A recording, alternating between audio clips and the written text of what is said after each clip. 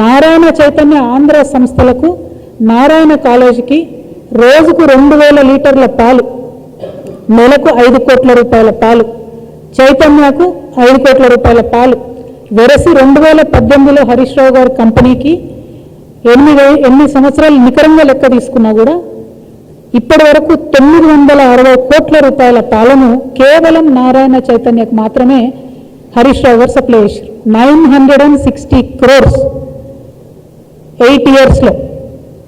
అంటే ఒక మంత్రిగా ఉన్నటువంటి వ్యక్తి తన ఇన్ఫ్లుయెన్స్ని వాడి, ఇది క్విట్ ప్రోకో కాదా అండి?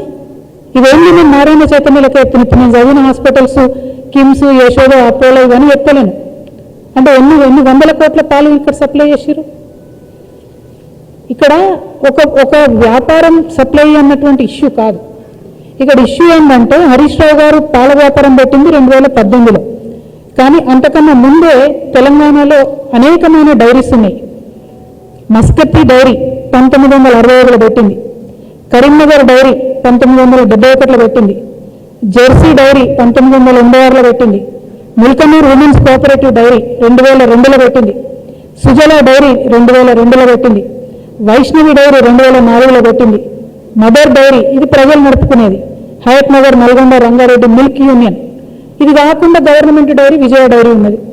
మరి వీళ్ళకి ఎవ్వరికీ వ్యాపారం రావద్దట. ఏం విజయ డైరీకి 1000 కోట్ల వ్యాపారం వస్తే నష్టమా? పాడి రైతులకే లాభం జరుగుతుంది కదా.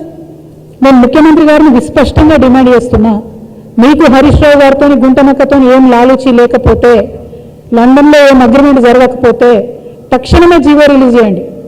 ఎనీ స్కూల్, ఎనీ హాస్పిటల్, స్కూల్లో 500 పైచిలుకుంటే జీవో ఇవ్వండి, విజయ డైరీ పాల్గొనాలని చెప్పండి. ప్రభుత్వం భూమి ఇవ్వలేదండి యశోద హాస్పిటల్కి. అంటే హరీష్ రావు గారు హెల్త్ మినిస్టర్గా ఉన్నప్పుడు యశోదకు భూమి ఇస్తారు, అదే యశోద నుండి ఆయన కంపెనీకి పాల ఆర్డర్ తీసుకుంటారు. మరి క్విట్ ప్రోకో కాదా? దీని మీద ఎంక్వైరీ జరగదా? చేయాలని చెప్పి నేను ప్రభుత్వాన్ని డిమాండ్ చేస్తున్నాను. ఇదంతా ఎందుకు ఇంతసేపు చెప్తున్నాను నేను అంటే, బీఆర్ఎస్ పార్టీ కంప్లీట్గా కాంప్రమైజ్ అయిపోయింది. కోర్ వాల్యూస్ ఏవైతే ఉంటాయో, తెలంగాణ విలువలు ఏవైతే ఉంటాయో వాటిని పక్కకు వదిలిపెట్టింది. వ్యవస్థీకృతంగా అవినీతిని చేసింది.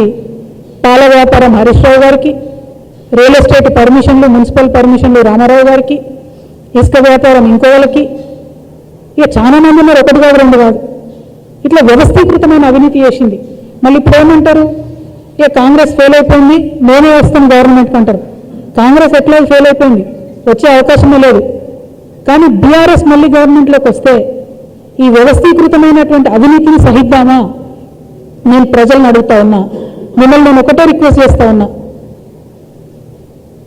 కొత్తగా వచ్చినటువంటి మా పార్టీ పారదర్శకతతో పనిచేయాలనుకుంటుంది, అవినీతి రహితంగా పనిచేయాలనుకుంటుంది, జవాబుదారితనంగా పనిచేయాలనుకుంటుంది. వెన్నుపోటు రాజకీయాలను దయచేసి ఎంకరేజ్ చేయకండి. కొత్త పార్టీలకు అవకాశం ఇవ్వండి, రాష్ట్రంలో కొత్త ఆలోచనకు అవకాశం ఇవ్వమని ప్రజల్ని కోరుతున్నా. నిన్నగాక మనం ఒక ఇంట్రెస్టింగ్ న్యూస్, సంచలనమైన న్యూస్ మన పత్రికా మిత్రుల కోసం చెప్తున్నా. మెదక్ ఎమ్మెల్యేలు అందరితో కలిసి హరీష్ రావు గారు మీటింగ్ పెట్టుకున్నారు. ఆ మీటింగ్లో కూర్చున్న ఒక ఎమ్మెల్యేనే నాకు ఈ ఇన్ఫర్మేషన్ షేర్ చేశారు. ఏమని, ఎన్టీ రామారావు గారిలాగా కేసీఆర్ గారు కూడా గొప్ప మనిషి, కాకపోతే ఆయన కొడుకుకి వారసత్వం లేదు, కాబట్టి బీఆర్ఎస్ పార్టీ నాకే వస్తుంది, మనం మెదక్లో అన్నీ కూడా గెలుచుకుందాము, తర్వాత బీజేపీతో అగ్రిమెంట్ పెట్టుకుందాము అని చెప్పి వారు స్పష్టంగా చెప్పినట్టుగా ఎమ్మెల్యే గారు నాకు చెప్పడం జరిగింది. అంటే మెదక్ని వేదిక చేసుకొని బీఆర్ఎస్ పార్టీని హస్తగతం చేసుకొని ఎన్టీ రామారావు గారు పేరు తీసిరంటేనే ఈయన కేసీఆర్కి వెన్నుపోటు పొడుస్తాడు అనేది మనం స్పష్టంగా అర్థం